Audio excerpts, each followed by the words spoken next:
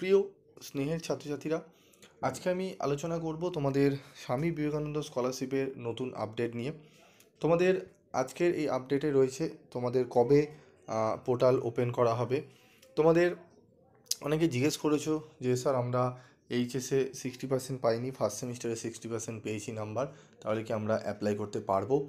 অনেকে বলেছো স্যার আমরা 59% পেয়েছি, 1% কম রয়েছে, তাহলে কি আমরা অ্যাপ্লাই করতে পারবো? অনেকে জিজ্ঞেস করেছে স্যার আমাদের রিনিউয়াল করতে ফ্রেশ অ্যাপ্লাই যেরকম করেছিলাম সেই রকমই কি প্রসিডিওর রয়েছে। সমস্ত বিষয়গুলো নিয়ে আজকে আলোচনা করব এবং বলবো তোমাদের কবে পোর্টাল ওপেন হচ্ছে। ঠিক আছে, তো প্রথমেই আমি বলি যে প্রথমেই তোমরা অ্যাপ্লাই করতে পারবে হচ্ছে ফ্রেশ। যারা অ্যাপ্লাই করবে তারা হচ্ছে ক্লাস 11-এ যারা পড়ছো এখন, তারা বর্তমানে তারা ফ্রেশ অ্যাপ্লাই করতে পারবে, এবং যারা ফার্স্ট সেমিস্টারে উঠেছো তারা এইচএসের রেজাল্ট নিয়ে তোমরা কিন্তু অ্যাপ্লাই করতে পারবে ফ্রেশ। ঠিক আছে, তার মানে মাধ্যমিক যারা পাস করেছো 2024-এ, এবং যারা এইচএস 2024-এ পাস করেছো তারা হচ্ছে এই বছরে তোমরা কিন্তু অ্যাপ্লাই করতে পারবে ফ্রেশ। এবং বাকি যে সমস্ত ক্লাসগুলো রয়েছে, যেরকম যারা থার্ড সেমিস্টারে এখন পড়ছো, যারা বর্তমানে ফিফথ সেমিস্টারে পড়ছো, তোমরা কিন্তু রিনিউয়াল করতে পারবে। ঠিক আছে, এবং তোমাদের K3 আপডেট যেটি রয়েছে, K3ও তোমরা জানতে চেয়েছো, সেটি আমি তোমাদের পরে বলবো, পরবর্তী ভিডিওতে আলাদা করে আলোচনা করে দেবো। তো এবার তোমাদের বলবো যে তোমাদের এখনও তোমরা যদি পোর্টালে ঢোকো, তোমাদের পোর্টালের কিন্তু ভার্সন হচ্ছে 5.0। ঠিক আছে, 5.0-তে তোমাদের ঢুকতে হবে। সেখানে কিন্তু এখন যদি তোমরা ঢোকো, সেখানে কিন্তু এখনও মেনটেনেন্স চলছে এবং এখনও কিন্তু পোর্টাল ওপেন হয়নি। ঠিক আছে, যা দেখা যাচ্ছে।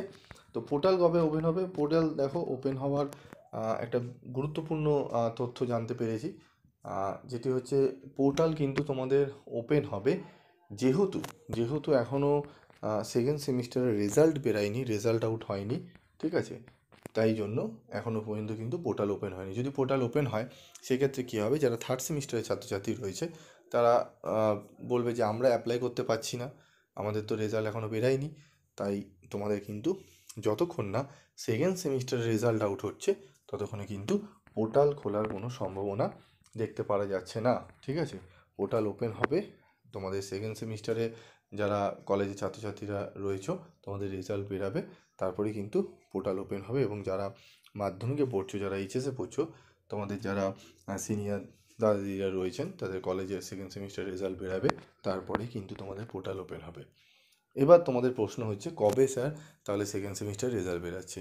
তো সেকেন্ড সেমিস্টার রেজাল্ট বিষয় নিয়ে আমি বিস্তারিত আরেকটি অন্য ভিডিওতে আলোচনা করে দেবো কবে বেরাচ্ছে। যারা তোমরা মাধ্যমিক দিয়ে এখন 11-এ পড়ছো এবং যারা ফার্স্ট সেমিস্টারে পড়ছো, তারা যদি ফলো রাখতে চাও তাহলে অবশ্যই চ্যানেলটি সাবস্ক্রাইব করে রেখে দেবে, সেখানে কিন্তু আমি আপডেট দিয়ে দেবো। এবার বলবো তোমাদের যে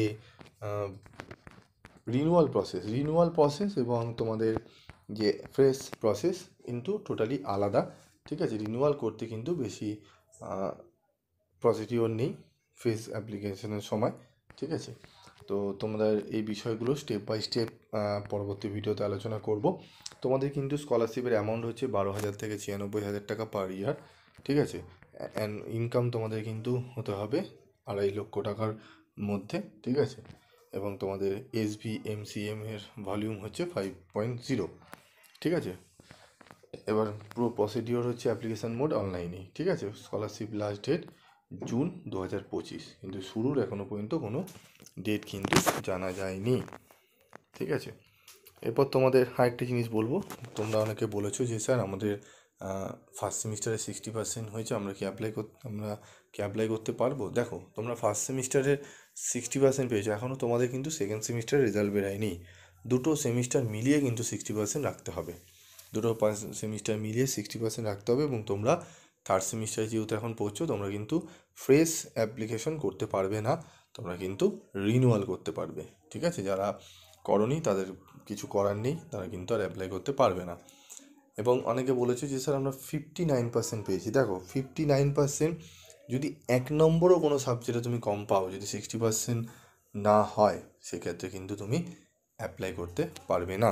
ঠিক আছে, তো আশা করি তোমাদের যে প্রশ্নগুলো তোমরা করেছিলে প্রশ্নগুলোর উত্তর আমি তোমাদের দিয়েছি। তোমাদের আরও কিছু যদি জিজ্ঞাসাবাদ থাকে অবশ্যই তোমরা কিন্তু কমেন্ট বক্সে লিখে জানাবে, আমি পরপর উত্তরগুলো দিয়ে দেবো। আজকের মতো এটুকুই।